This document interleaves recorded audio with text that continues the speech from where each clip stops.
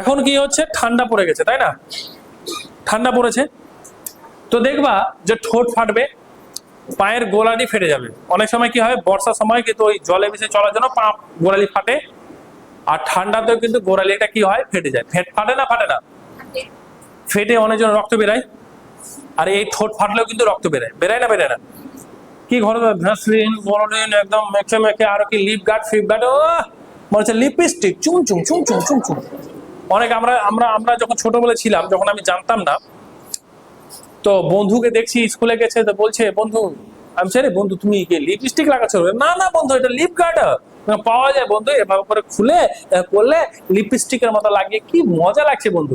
ঠোঁট কেন লাগাচ্ছ? ঠোঁট ফেটে তো যাচ্ছে, কিন্তু ভ্যাসলিন এগুলো সব লাগাতে হয়, আর এটা সুন্দর করে মনে হচ্ছে ঠোঁটটা চকচক করছে বন্ধু, যে মেয়েদের মতো মনে হচ্ছে লিপস্টিকের মতো আমারই হচ্ছে। তো এটার টাকাও কিন্তু বেঁচে যাবে, যেমন সাবান শ্যাম্পু ক্রিমের টাকা আমি বাঁচিয়ে দিয়েছি, ঠিক সেরকম করে এই বোরোলিং ভ্যাসলিং এই যে সব লাগাও না, এটার টাকা কিন্তু আমি বাঁচিয়ে দিচ্ছি। বুঝা যাচ্ছে না? তো ওষুধ কিন্তু আমাদের বাড়িতেই আছে, কিন্তু কি করে স্যার? কিন্তু স্যার আমরা তো জানিই না। আমি বছরে 1 থেকে 2 বার ব্যবহার করি, বছরে 1 থেকে 2 বার ব্যবহার করি, না আমার গোড়ালি ফাটে না আমার ঠোঁট ফাটে, পুরোপুরি ভাবে ক্লিয়ার হয়ে যায়। তা আমরা আসি হচ্ছে ঠোঁটের ব্যাপারে, তাই না?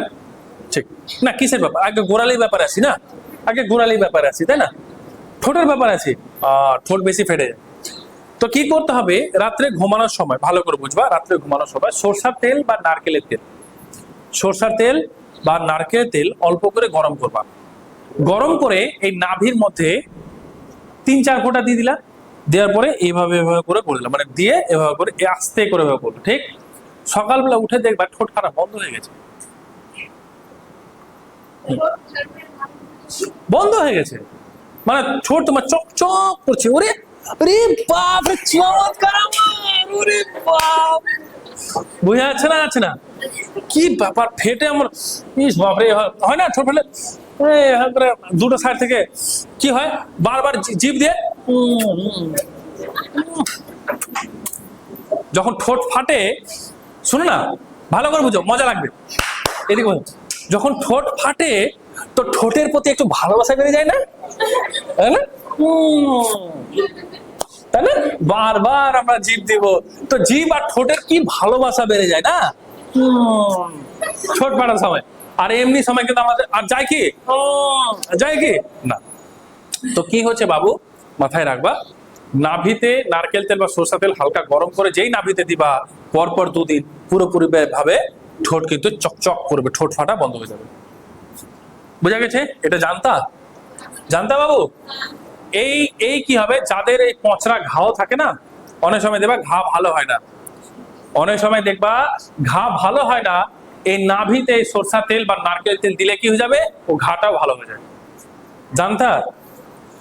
এই নাভির মাধ্যমে 24টা ধমনী আমাদের কানেকশন আছে, কারণ আমরা যখন মায়ের পেটে ছিলাম, তো কিভাবে খেতাম, নাভির মাধ্যমে, তাই না?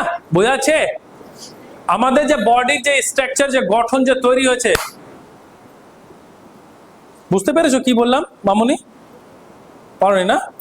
তুমি কোনদিন মা হবা না, না ঠিক, তুমি বিয়ে করবা না, ঠিক, তোমার ছেলে মেয়েকে তো তুমি শিখাবা না এটা, ঠিক, বুঝা গেছে? ভালো কথা, গল্প করো বাবু আমার, গল্প করো মামুনি, গল্প করো। তো কি বলছিলাম যেন মামুনি, কোথায় ছিলাম? হ্যাঁ হ্যাঁ, তো কি হচ্ছে যে এই নাভির মাধ্যমে আমাদের বডির যে স্ট্রাকচার সেটা কিন্তু তৈরি হয়েছে, সেই জন্য বলছি যে এই নাভির মাধ্যমে 24টা ধমনী কিন্তু কানেকশন আছে। বোঝা গেছে না যায়নি? এবং তোমাদেরকে কিছু আশ্চর্যজনক কিছু ঘটনাও তোমাদেরকে তুলে ধরবো, মানে বলবো, তো এটা করবা ঠিক হয়ে যাবে। বোঝা গেছে? ঠিক।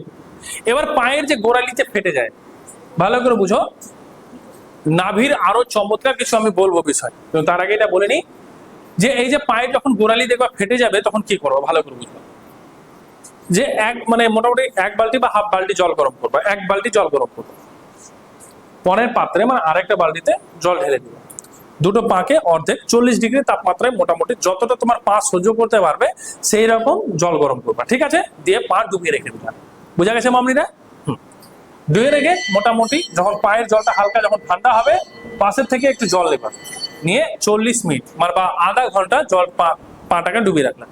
তারপরে কি করলাম, ঘুমানোর সময় কিন্তু তারপরে পাটাকে উঠিয়ে নিয়ে ভালো করে মুছে নিলাম, মুছে নিয়ে ওর ওপরে নারকেল তেল বা সরষের তেল, তো নারকেল তেল দিলে ভালো, তাহলে পুরো পাটাকে কি করবা, নারকেল তেল দিয়ে দিলাম, দিয়ে সুতির কাপড় পেঁচিয়ে দিলাম, ঠিক আছে।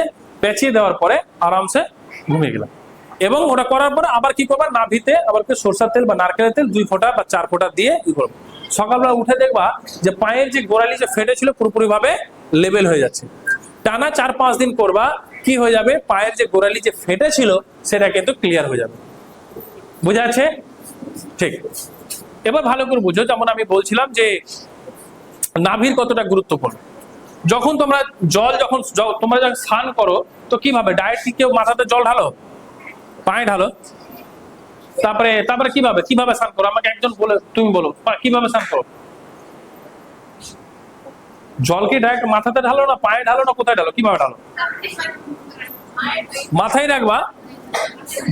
যদি প্রথমে পায়ে জল ঢালবা তো পা ঠান্ডা হয়ে যাবে, মাথায় ঢালবা তো মাথা ঠান্ডা হয়ে যাবে। এই নাভি একটা এমন একটা জায়গা যেখানে নাভিতে প্রথমে জল ঢালবা 30 সেকেন্ড, মোটামুটি ভাবে এই 30 সেকেন্ড কিন্তু মগ নিবা, জল নিলা, দিয়ে ঢাললা। এটার মাধ্যমে কি হবে, যখন তুমি নাভিতে জল ঢালবা পুরো শরীর ঠান্ডা হয়ে যাবে। ঠিক, তাহলে ব্লাড সার্কুলেশনটা হয়ে যাবে। কেউ পায়ে জল ঢালবে না, কেউ মাথাতে তো একদম আগে জল ঢালবাই না, আগে তো নাভিতে নিবা, তারপরে পায়ে দিলা, তারপরে উপর উপর করতে করতে শেষে মাথাতে দিবা। ঠিক আছে, তো খুব সুন্দর কাজ করবে। অনেকজনে কি হয় যে বাথরুমে থেকে বেরিয়েছে বা বাথরুমে মাথা ঘুরে পড়ে গেছে, হয় না, মারা গেছে। ঠিক এইভাবে ভুল ভাবে মানে এই ভুল স্নান করার কারণে এর যে সমস্যাগুলো কিন্তু দিনের পর দিন বেড়ে যাচ্ছে। বোঝা গেছে না যায়নি? এবার বলো কারো কোনো প্রশ্ন আছে কিনা, কারো যদি কোনো প্রশ্ন থাকে, কোনো রোগের বিষয় যদি জানার থাকে